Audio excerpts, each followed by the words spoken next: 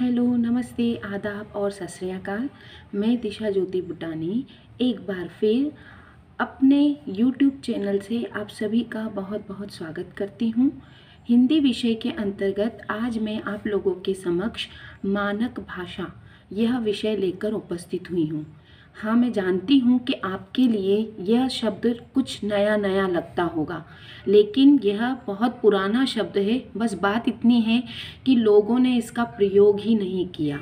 यानी आज हम वो विषय जानने वाले हैं जिसके अंतर्गत हम हिंदी का शुद्ध रूप, किस रूप में हमें हिंदी को लिखना चाहिए, उस बारे में जानेंगे।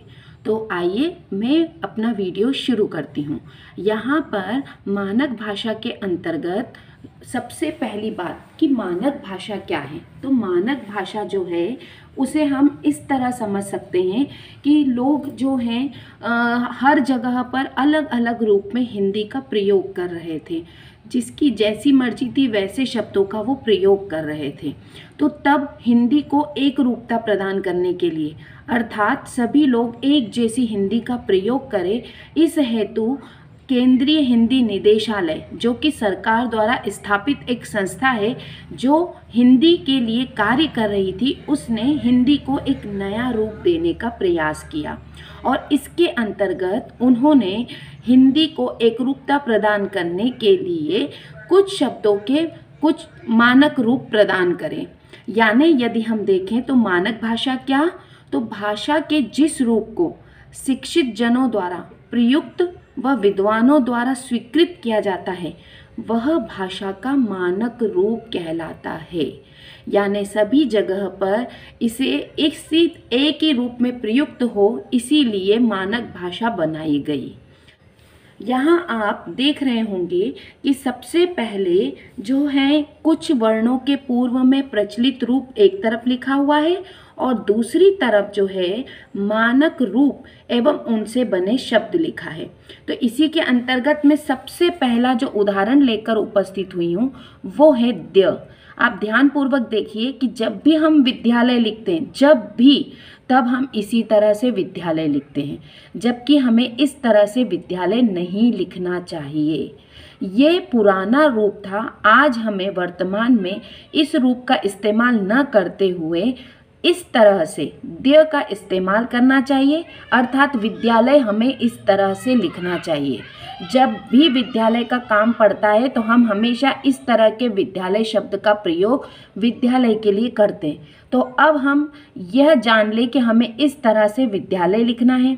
इसी के अंतर्गत और उदाहरण है, जैसे गद्य, खाद्य, पद्य, ऐसे कई सारे उदाहरण हैं जो हम इसके अंतर्गत ले सकते हैं।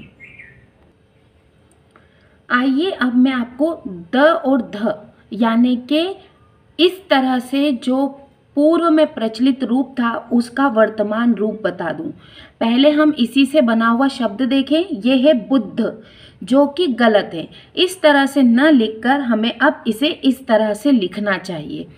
देखिए यहाँ पर इससे बना हुआ शब्द है बुद्ध विरुद्ध संबद्ध। अब आप सोच रहे होंगे कि मैडम ये सब क्यों बता रहे हैं, तो कारण यह है कि हम जो है पुराने रूप का इस्तेमाल ही अगर करते रहेंगे तो नई चीज़ कब सीखेंगे। तो अब आप और आपसे मिलने वाले जितने भी लोग हैं, प्रयास करें कि उन सभी को इस तरह का प्रयोग करने के लिए कहा जाए, ताकि हम जो हैं सही हिंदी का प्रयोग करें। हम हैं हिंदी भाषी और हमारी हिंदी ही अगर गलत होगी तो ये बात सही नहीं है। इस हेतु मैं यह वीडियो लेकर उपस्थित हुई हूँ। मैं उम्मीद करती हूँ कि आप सब लोग मेरी बात को समझेंगे और इस तरह का प्रयोग आप जरूर करेंगे। यहाँ पर अगला जो शब्द है वो है ड और उसी के नीचे आधा ड, इससे बना हुआ शब्द है लड्डू। अब इसके अंतर्गत जो हमारा सही रूप है, जो आज का मानक रूप है, वो है यह ड के नीचे हलंत, ये हलंत लगा हुआ है और फिर ड। अब यहाँ पर देखिए इससे बना हुआ शब्द। अब हमें लड्डू ऐसे ना लिखकर ऐसे लिखना है, लड्डू, गुड्डा और कबड्डी। ये जो शब्द हैं इसी आधा ड और पूरे ड से बने हुए शब्द हैं। इसी तरह से ट और ट के नीचे ट, ये आपको दिख ही रहा होगा। तो इसके अंतर्गत आप ध्यान देंगे कि इससे बना हुआ शब्द है मिट्टी, और हम इस शब्द का प्रयोग कई बार करते आए हैं। तो इस तरह का प्रयोग हमें नहीं करना है। अब हम ट के नीचे हलंत लगा के ट लिखेंगे। अब इससे बने हुए शब्द हैं मिट्टी, चट्टान, टट्टू। अब आगे मैं इसी के संबंध में बताती हूँ, वो है द और उसी के नीचे आधा भ। पहले हम इस तरह से लिखते थे अद्भुत, और अगर आपको देखना है कि इसके उदाहरण ऐसे कहाँ मिलेंगे, तो आपके घर पर जो दुर्गा सप्तशती या पुरानी रामायण या महाभारत जो रखी हुई हैं, उनमें देखिएगा प्राचीन काल में इस तरह के प्रयोग होते थे, और आज भी कई लोग इस तरह के प्रयोग करते हैं। लेकिन अब हमें ये प्रयोग न करके इस तरह से प्रयोग करना है, और इससे बने हुए शब्द हैं अद्भुत, सद्भाव और तद्भाव। अब आगे देखते हैं, ये है ह और उसी के अंदर न।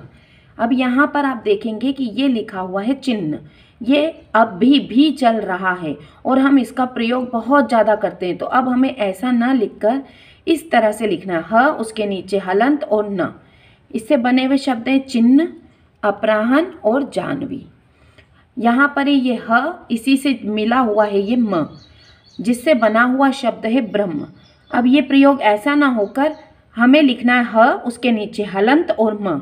इससे बने हुए शब्द हैं ब्रह्म, ब्राह्मण और ब्राह्मी। आगे द्व, द्व में द के नीचे ये आधा व लगा हुआ है। इससे बने हुए शब्द हैं द्वारा। इसका प्रयोग भी हम बहुत करते हैं, तो अब हमें ये प्रयोग नहीं करना है। हमें लिखना है इस तरह से, द के नीचे हलंत व, द्व, द्वारा, विद्वान, द्वितीय। ये इसी द्व से बने हुए उदाहरण हैं। अब यहाँ देखिए अगला उदाहरण, द और उसी के नीचे ध, इससे बना हुआ शब्द है शुद्ध।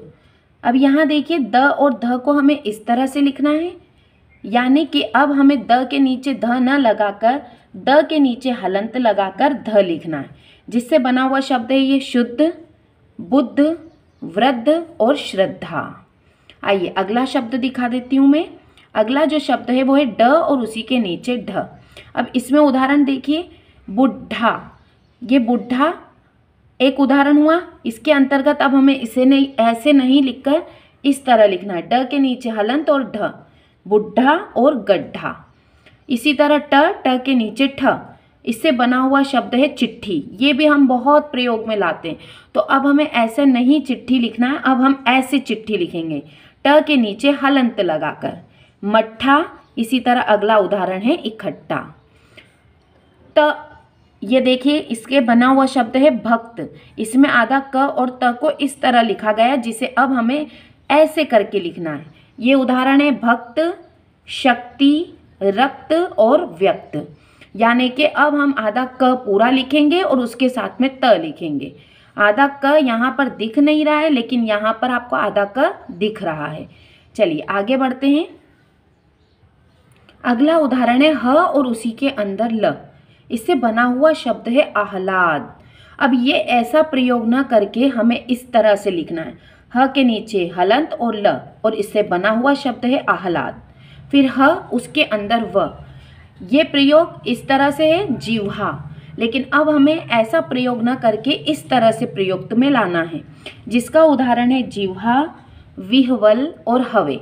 हवे का अर्थ जो है, या ये इस शब्द का जो प्रयोग है, इसका हम ब्रज भाषा की जो कविताएं हैं उनमें प्रयोग देखते हैं। यहाँ पर अगला जो शब्द है यह है ह के अंदर व। इससे बना हुआ उदाहरण है जिह्वा। इसका प्रयोग में से जो बने हुए शब्द हैं जो हमें आज इस्तेमाल करना चाहिए वो है जिह्वा।